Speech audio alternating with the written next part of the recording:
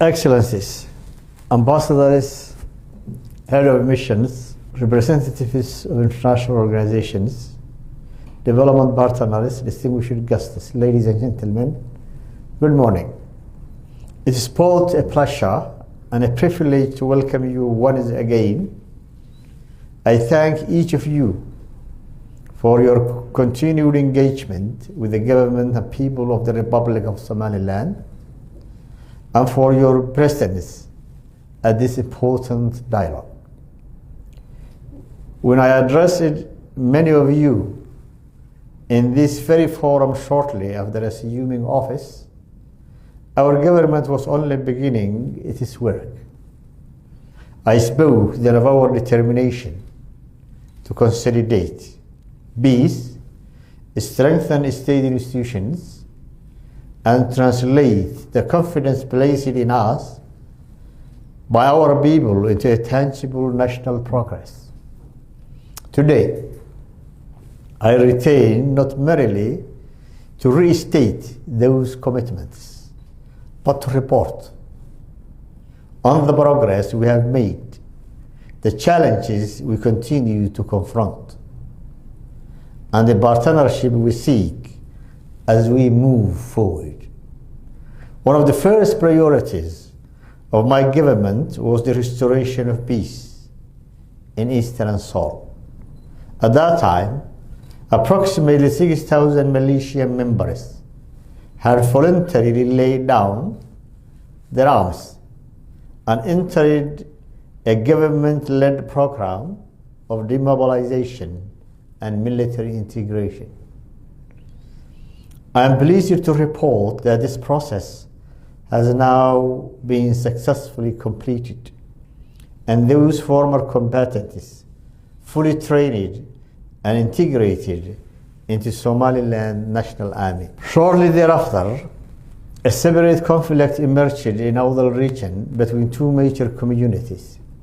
Through sustained government engagement, traditional leadership, and inclusive dialogue, that conflict has been brought under control.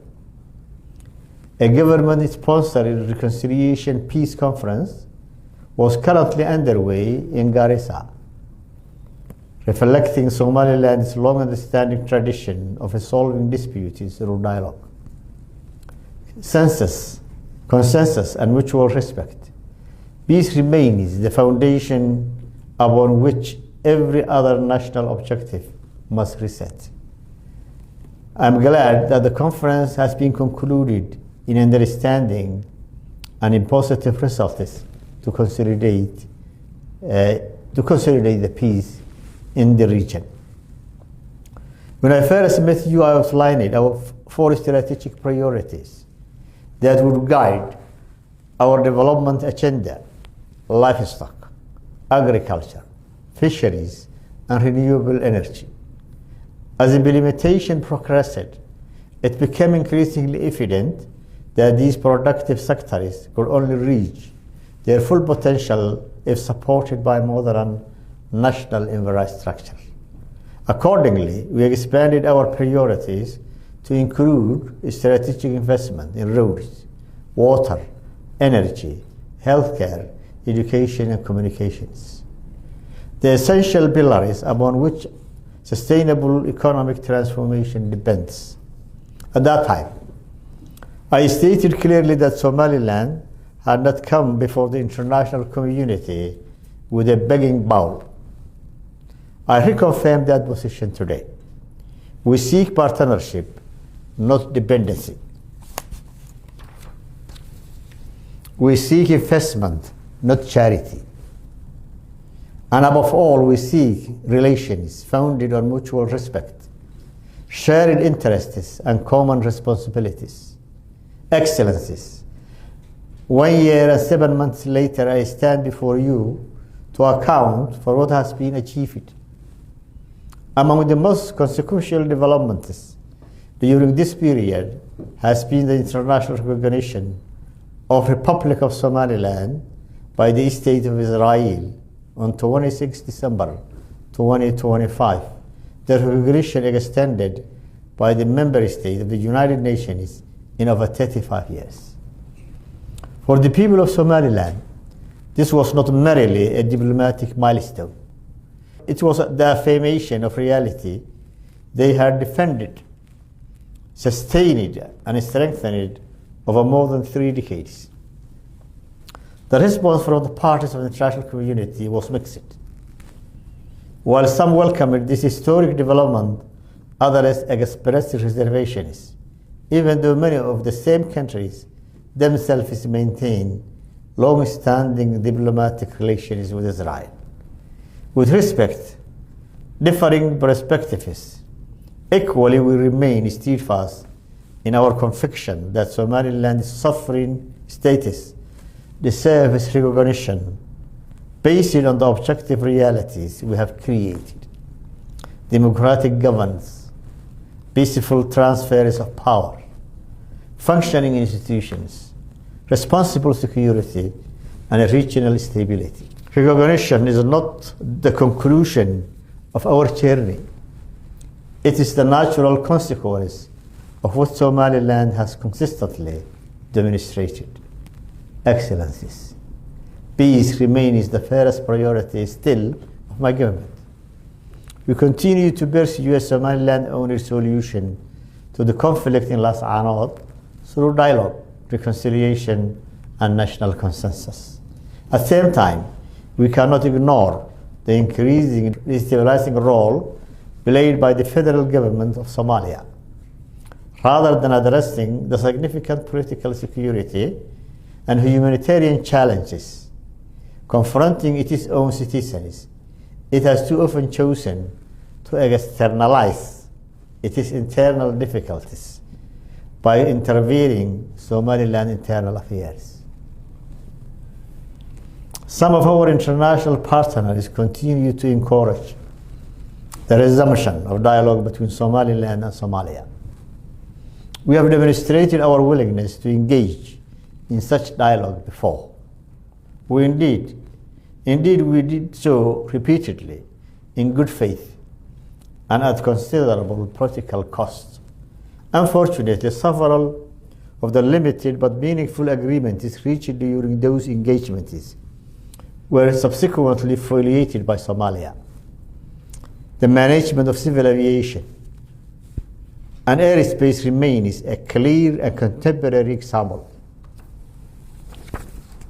We therefore respectively ask our international partners not simply to encourage dialogue, but also to encourage Somalia the compliance with agreements already reached. During dialogue requires mutual respect, implementation of commitments, and confidence that agreements will be honored. Excellencies, our investment in national infrastructure continue to gather momentum. Using primarily domestic resource, we have brought the Borama-Bakir Road and Hargeisa-Balligubelda Road close to completion. Construction continues to Iyadoo-Saylac-Borama corridor with support from our development partners, while expansion of Hargeisa Inagu Road is progressing steadily. We have also commenced the work of 2 strategic projects, Burco-Odweyne Hargeisa corridor and Arigabo-Maid Road as well. These projects are vital for our national cohesion, regional commerce, and economic inclusion. Somaliland stands ready to contribute significantly to their financing and implementation. Excellencies, energy remains central to our economic transformation. For many years, Somaliland has endured some of the highest electricity tariffs anywhere in the world, an obstacle to industrial development, private investment, and household welfare. My government has already reduced the electricity costs across our principal urban cities from approximately 80 cents to 59 cents per kilowatt. Berbera, the main port of Somaliland, now enjoys tariffs as low as 20 cents per kilowatt largely owing to successful investment in renewable energy. Our objective is clear: extended, affordable, reliable, and sustainable energy across the country, and bring national electricity costs closer to Berbera model during the lifetime of this administration. Excellencies, water security remains among Somaliland's most pressing long-term challenges. In several regions along our southern frontier, groundwater reserves lie more than 600 meters below the surface.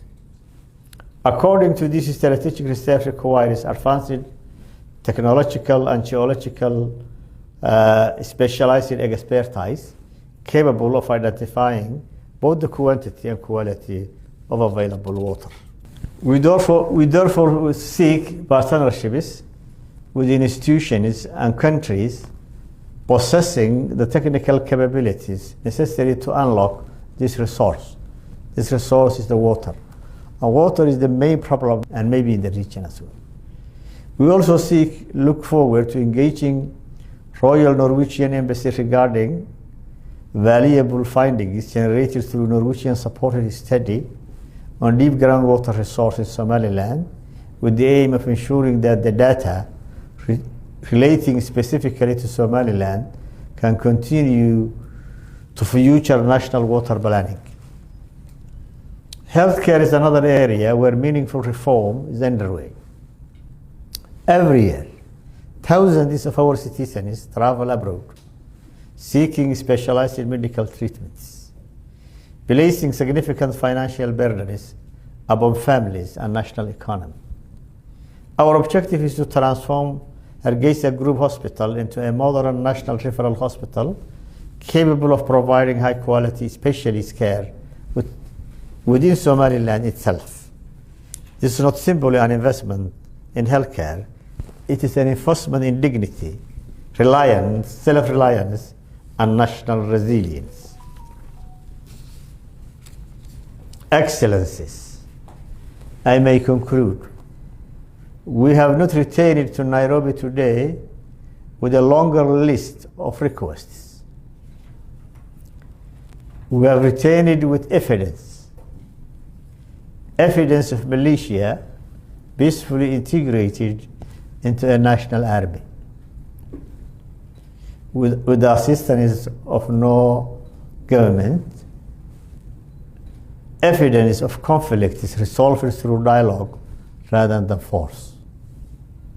Evidence of democratic governance is strengthened through peaceful constitutional institutions.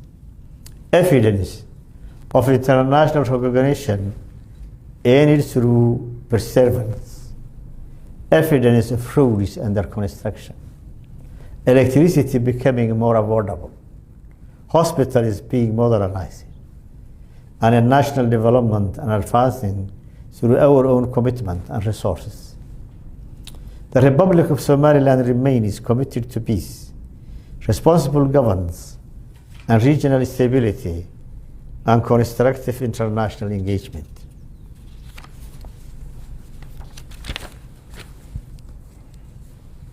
What we ask our friends is the same request I made when I first addressed this forum.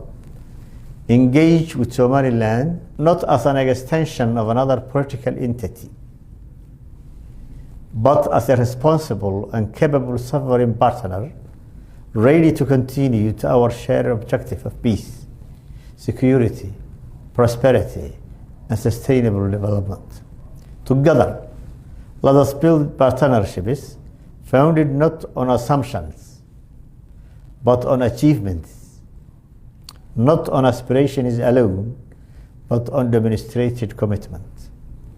I thank you, every one of you.